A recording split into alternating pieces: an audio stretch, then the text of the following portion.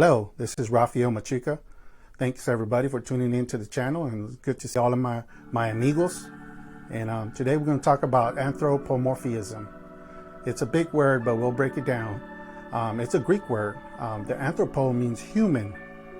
Morph in the Greek means form. So the actual word means human form.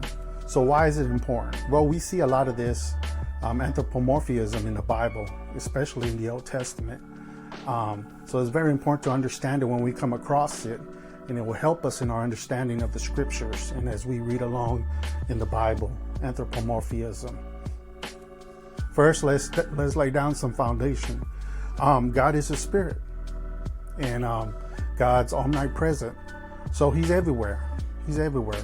So he doesn't have a form. So that's what makes this word very important. It actually means describing God with human qualities. And why is that important to us? So it helps us to understand God. It helps us to understand how God is moving among his people, helps us understand the scriptures and how he cares for us. And we'll talk about that in a little bit. For example, you probably see this description in the Old Testament a lot of times. For example, the arm of the Lord, God's ears, God's eyes, God is hearing. It's all there to help us to better relate to God, to the Lord, and helps us to understand the scriptures more.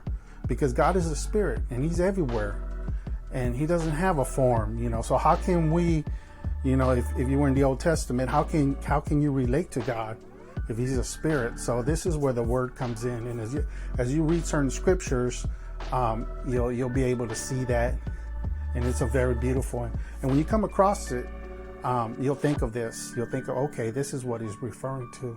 An example. Let's go to Genesis 3:8.